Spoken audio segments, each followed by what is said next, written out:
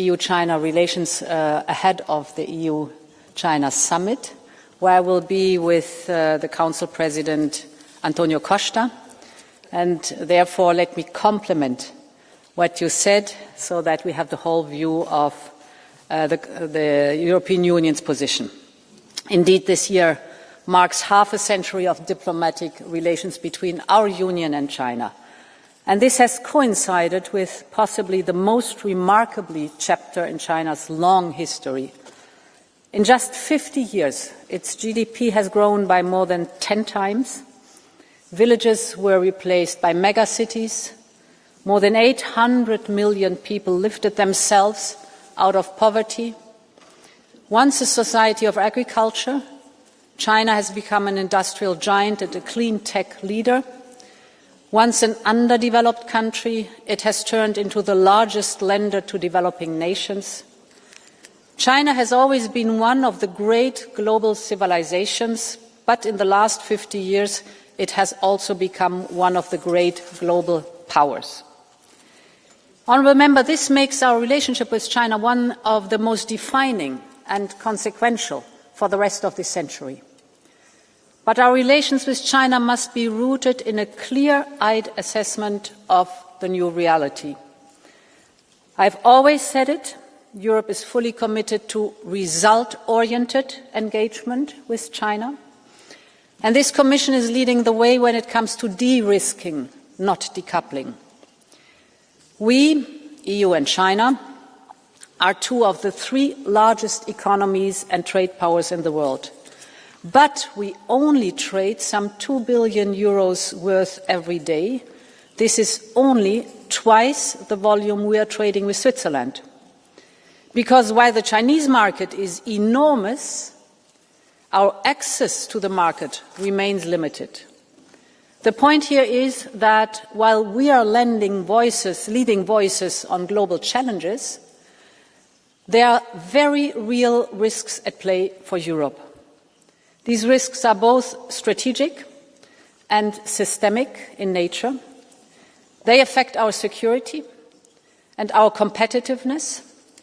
These risks emerge from the fact that China has an entirely different system and it has unique instruments at its disposal to play outside the rules. This, for instance, allows China to flood global markets with subsidized overcapacity, not just to boost its own industries, but to choke international competition. China has also become a formidable actor in the global information and cyberspace. We very much welcome the voices of all Chinese on global issues of shared concern, but we will be very vigilant against any form of influence operations and cyber attacks in Europe. This is plain and simply unacceptable. Honourable Members, these realities do present a real challenge for Europe to confront. And we have started to address these challenges. Whether de-risking our economy and industry, using our new toolbox for trade defence measures, or diversifying our supply chains in sectors where China holds dependencies, if not outright monopolies. At the same time, I believe there is also an opportunity here to build a more meaningful partnership with China. But to move our relationship forward, we need to make real progress and find fair solutions on the issues where we have been deadlocked for far too long: predictability and reliability. This is how we can work in our mutual interest.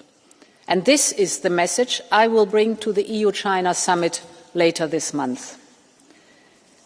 There are three priorities on which we need to focus on. First, rebalancing our economic relationship with China. Second, de-risking.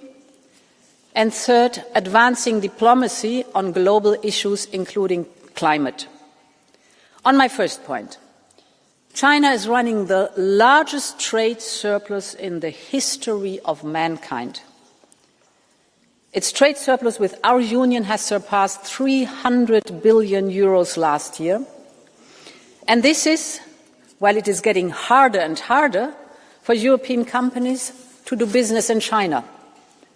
Our products are systematically discriminated in public procurement because of Beijing's Buy China policy. Goods and services that are made in China get an automatic 20% price advantage in public bids. This is simply not fair. The system is explicitly rigged. So we have taken action to rebalance the public procurement market for medical devices, for example, because it is a matter of basic reciprocity. Europe remains fundamentally open, but most of our companies are rapidly losing market share in China. We want to see tangible progress on our long-standing requests for market access. The same is true on state-subsidized overcapacity. China cannot rely on exports to solve its domestic economic challenges. Overcapacity must be addressed at its source. It cannot simply be offloaded onto global markets. That is the clear message behind our investigation into electric vehicles. Interestingly, we see that a serious debate within China on excessive production, disorderly price undercutting, and distorted markets has started. They understand that the domestic challenge cannot be solved at the expense of others. And let me be clear, if our partnership is to move forward, we need a genuine rebalancing, fewer market distortions, less overcapacity exported from China, and fair reciprocal access for European business in China.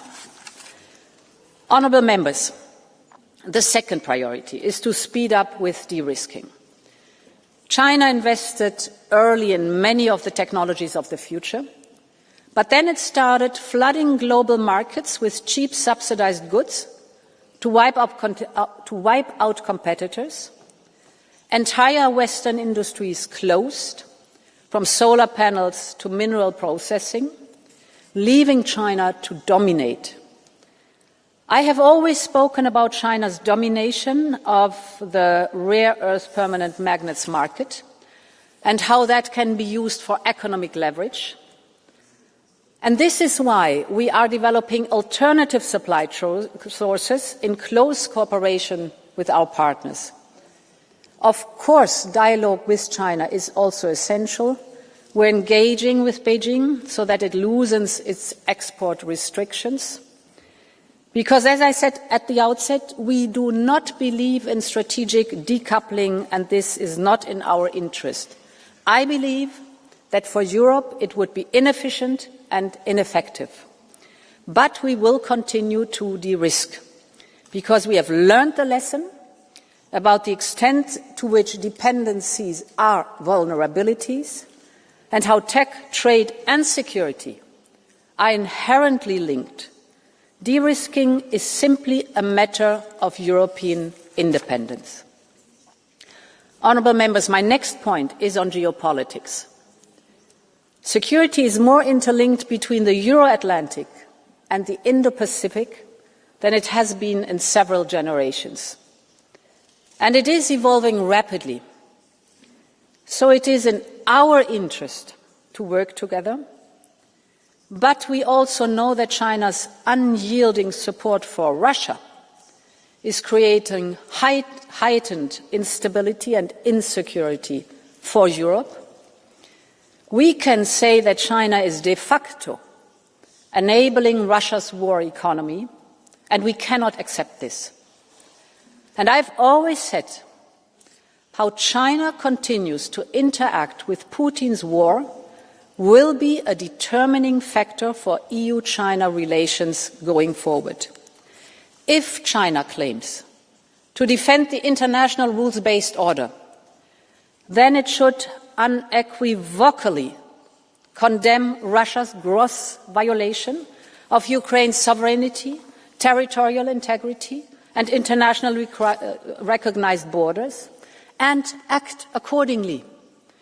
And if China claims to defend multilateralism, then it must respect the rules and principles of international trade anchored in the WTO. Honourable members, my final point is about our cooperation to address climate change. While China is the largest emitter in the world with 30% of global emissions, clean energy also accounted for over 1/4 of China's GDP growth. China invested over $900 billion in clean technologies alone, more than the US, Europe, Japan and India combined. Beijing is at once a staunch competitor in the clean tech race and on the other hand, a vital partner for global decarbonization. This is the complexity we must deal with. We must switch gear in our competition, but also explore every avenue for cooperation. We are both convinced that the triple planetary crisis of climate, biodiversity loss and pollution requires a strong multilateral framework. And we want COP30 in Belém to deliver ambitious results. We both see net zero targets and policies as a growth strategy and a real driver for industrial modernization. And we both see the opportunities to work closer together in sectors such as emission trading, carbon capture and storage, and the circular economy. Honourable member, the point is that there's a lot we can do together if China is ready to work together in a spirit of predictability and reliability. Just like Europe, China is a continent-sized power. Just like our union, it is a complex and fascinating giant. Our relationship must reflect this complexity. We will always defend our interests. We will de-risk our economies, but we do not want to decouple. And as we enter our second half-century of cooperation, we know that China is changing. But this is also a new era for Europe, an independent Europe. So we are ready to build a more balanced and a more stable relationship and write a new chapter in this defining relationship. Long live Europe. Thank you.